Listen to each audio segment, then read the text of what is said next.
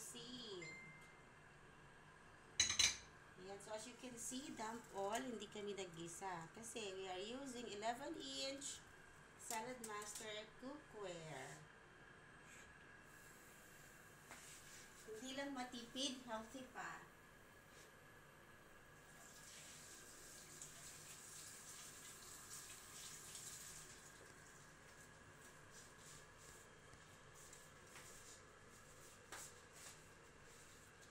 Nilagay ko lahat, dinami ko lahat. Tapos, magdagdag lang tayo ng paminta. Naglagay nga pala ako ng luya kasi pampawala ng lansa din yan. Yung iba kasi ayaw maglagay ng luya.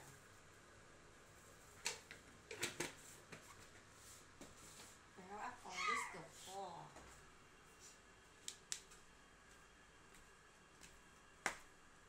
So, hindi tayo magdadagdag ng asin dito. Oyster sauce lang. Okay na. Sa paglagay ng oyster sauce, tansyahin nyo lang. Ako hindi ko na sinusukat. Tapos, tikman nyo na lang yung alat. Kung sa palagay nyo ay kulang, dagdagan nyo. Yan.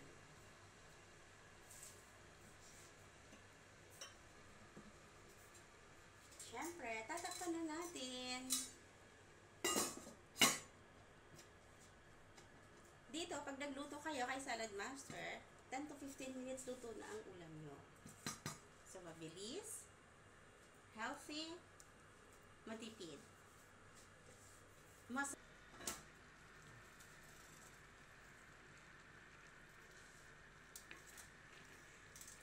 ayan na. Ay! Napasok ako! Saan yung handle? Get my handle. Ayan. See?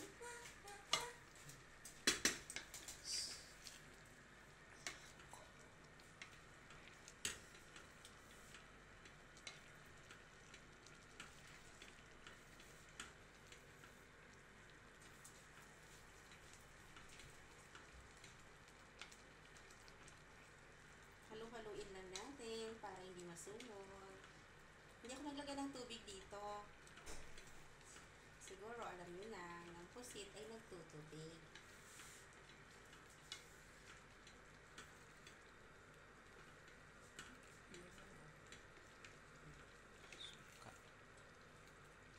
Tapos, tikman na natin. Para magkaalaman na kung kailangan dagdagan ng alat o hindi.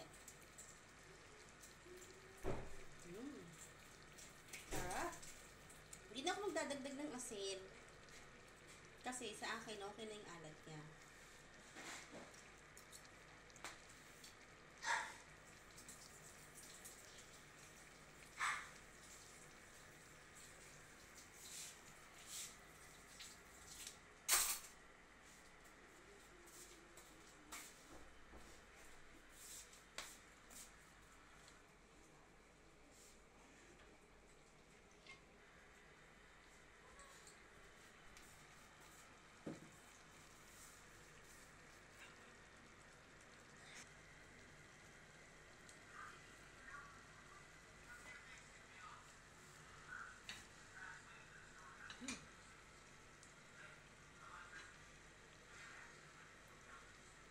Luto na ang ating adobong pusit. So, naglalagay ako ng siling, ano ba ito? Yung siling pula. Para dito maanghang ha. Kasi gusto ko lang meron siyang kulay. More appetizing.